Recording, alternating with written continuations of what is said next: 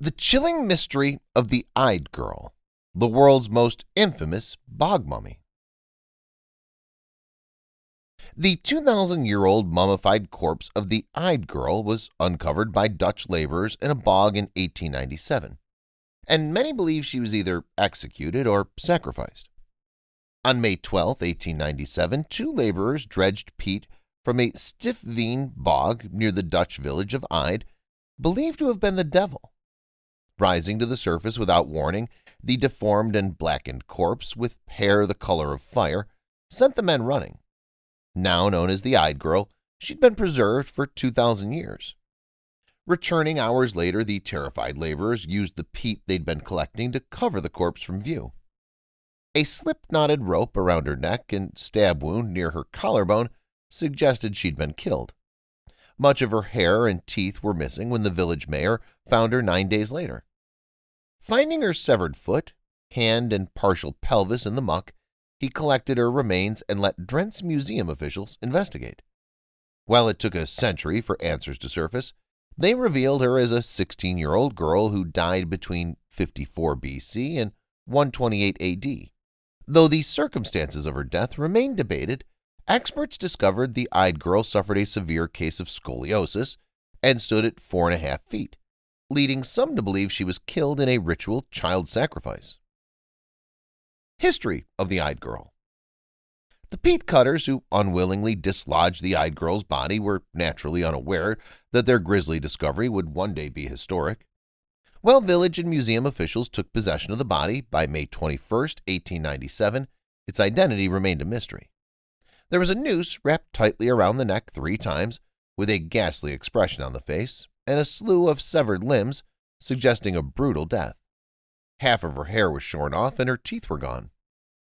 There was no way to determine the Yde Girl's age, as radiocarbon dating wouldn't emerge until the 1940s. While the mane of hair suggested the victim was female, only modern analysis of her skull would confirm that.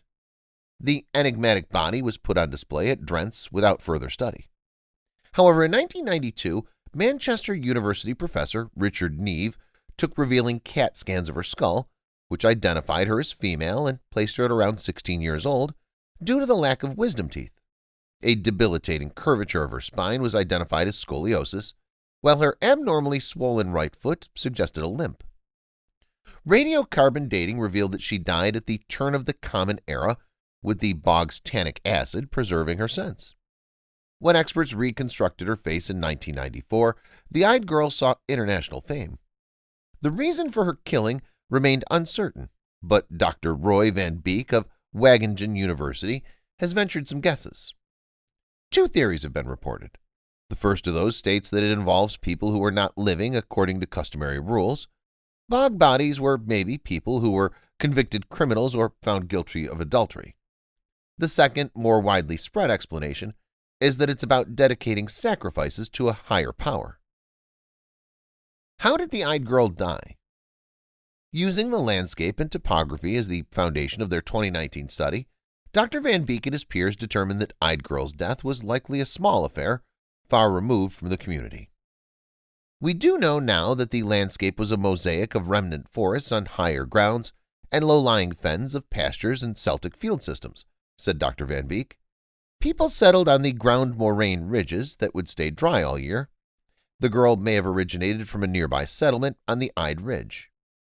Her body was left in a small and relatively shallow bog at a distance of around 1 kilometer. While Drents Museum officials claimed her hair was removed by 19th century villagers, recent studies on a German bog body found that it was partial exposure to their oxygen that left one side covered in hair and the other barren. Then again, shearing a woman's hair for infidelity in medieval times was indeed common. However, with no evidence of a husband and substantial evidence that she was significantly disabled or deformed, it's far more likely that she was an ideal target for child sacrifice in hopes of agricultural prosperity. In the end, Yde Girl's remains can still be seen at the Drents Museum in Assen, Holland. The world is filled with stories going viral every single day.